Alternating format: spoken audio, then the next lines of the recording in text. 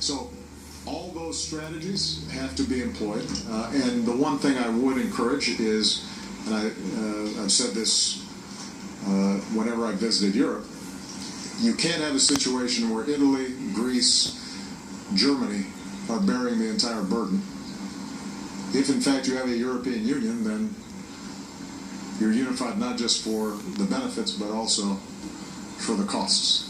And I do think it is important for Europe collectively to be invested in solving this problem and not just leave it to one country. In the same way that here in the United States, obviously, we're an actual nation state as opposed to a union of separate states, but we would not abandon one state and just say, here, you deal with an entire problem. And good luck with that. If we have solidarity and benefit from that solidarity on a whole range of issues, then that means you also have joint responsibilities. Okay? That's what I just said. I said Central America. They've increased, David. Why?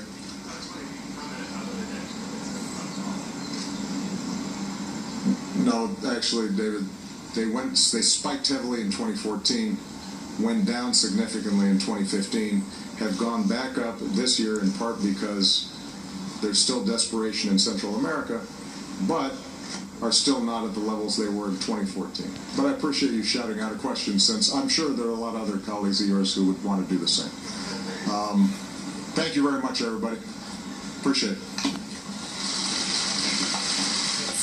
Okay, so that ended with a little visceral reaction from the president there to a member of the press who was calling him out on some detail of talking about the refugee situation across the Mediterranean. But it is over. They did take questions. That is the bilateral news conference with the Prime Minister of Italy, Matteo Renzi.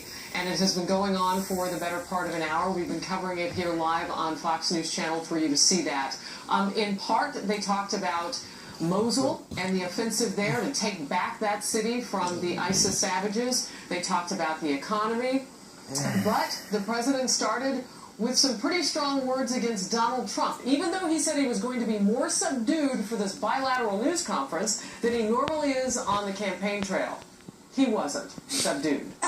This is Outnumbered. I'm Harris Faulkner. Here today, Sandra Smith, host of Kennedy on Fox Business Kennedy, radio talk show host Meghan McCain, today's hashtag One Lucky Guy, co-host of After the Bell. On FBN, I did put the emphasis on lucky. Yeah, well, I feel lucky except for the press conference, but because we had so many great We still have show left, okay, and let's talk about it. Can we start where the president accused Donald Trump of whining? Let's just start there, and then we'll talk.